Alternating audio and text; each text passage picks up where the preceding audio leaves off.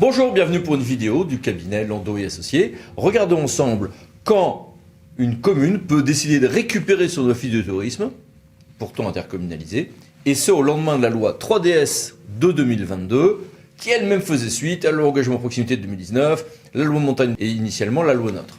Bien, je vous ai fait un joli petit schéma, Vénard, vous pourrez mettre sur pause, mais on va regarder ceci branche par branche de ce schéma. Première hypothèse, la commune a une marque territoriale protégée. Notion juridiquement un peu absconse, avec une exigence qui dépasse sans doute le simple dépôt de marque à l'INPI. Ce qui est certain, c'est que si j'avais une marque territoriale protégée, en matière de tourisme a priori, et que je délibérais avant le 31 décembre 2016, ou au plus tard le 31 décembre 2016, pour dire je veux garder mon office, c'était bon.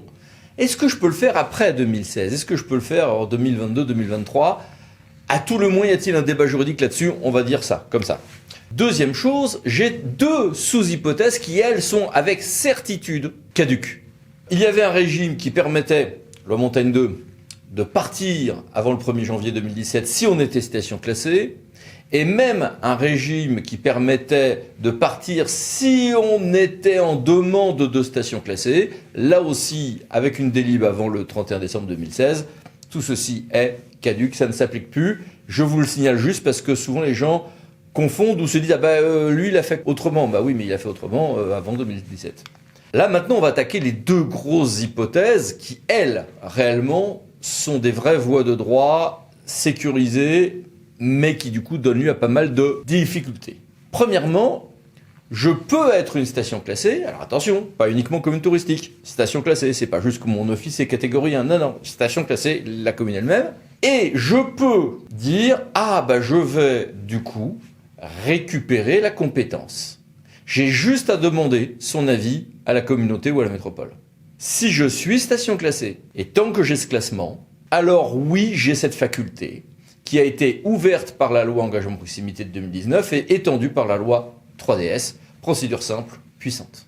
Et puis, ne pas confondre avec une dernière hypothèse. Donc là, on a différentes hypothèses. Et maintenant, regardons la dernière hypothèse qui est celle de la commune qui est simplement touristique. Station classée ou pas, mais a priori, ça n'a de sens que si on n'est pas station classée, on est simplement commune touristique. Alors, il y a un autre régime de récupération de compétences qui est possible. Et qui est possible désormais pour tous les types de communautés. Ben oui, sauf que là, il faut l'accord de la majorité qualifiée des conseils municipaux, pour la création de la communauté, et l'accord du conseil communautaire ou métropolitain. Et en plus, même si on passe par tout ce parcours du combattant, la communauté garde la compétence, une bout de compétence hors création d'office de tourisme en matière de tourisme. Bon, donc on a un régime là qui est applicable, même si on n'est pas station classée. Mais il faut l'accord de tout le monde. Voici donc le schéma général. Mais il faut avoir 8 points à l'esprit pour bien comprendre ou jouer avec tout ça. 1. Ceci est à combiner avec les régimes existants en matière de taxes de séjour. Il y a des cas où les gens vont récupérer l'office sans récupérer la taxe de séjour, ce qui peut poser des problèmes, notamment si l'office qui recrée est un EPIC pour simplifier, parce que l'EPIC doit se voir reverser la taxe. Ce qui peut poser des problèmes aussi de recalcul dans certains cas d'attribution de compensation. 2. Il faut prendre en compte cette fameuse compétence partagée d'animation touristique qui a été inventée par la loi engagement à proximité de 2019 et qui n'est pas très aisée à définir dans ses contours. 3. N'oublions pas qu'il y a également la compétence qui, elle, n'est pas rétrocessible aux communes, zone d'activité touristique, ZAT, qui, elle, est intercommunalisée. 4. Il faut se souvenir aussi qu'il y avait un régime des communautés urbaines métropole de Lyon, permettant de créer plusieurs offices sur leur territoire, même hors station classée. Je vous le dis pour le cas où ça serait votre cas chez vous pour expliquer le pourquoi du comment. 5. On a eu au début, au lendemain de la loi NOTRe, beaucoup de discours disant que cette compétence touristique, telle qu'elle était définie dans la loi NOTRe, très mal définie d'ailleurs, était très étendue, intégrait les campings, etc. Bon. Évidemment que non, sauf si vous avez ajouté ceci dans vos statuts, et ça a été confirmé par une CA de Lyon de 2020. 6. Il y a aussi des cas où vous avez des offices de tourisme intercommunaux, mais à échelle géographique communale. Oui, c'est normal, ce n'est pas forcément illégal, c'était prévu par la loi NOTRe dans certains cas. 7. plus important. Il est possible aussi parfois de bâtir des offices de tourisme qui sont en fait partenariaux. On a des offices de tourisme, par exemple communautaires, qui ont des bureaux d'information touristique ou des structures locales où on trouve un autre équilibre institutionnel. C'est le cas quand c'est structuré en fédération d'associations. Il y a un exemple dans l'Est de la France qui est assez connu.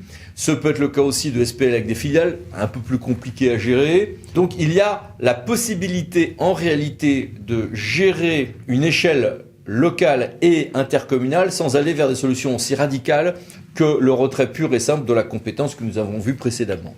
Il y a aussi la possibilité de passer des conventions, des articles 52.14.16.1, 52.15.27, 52.16.7.1, 52.16.7, qui permettent non pas de gérer l'office à proprement parler, mais qui permettent de gérer un équipement ou un service, ce qui dans certains cas est presque la même chose.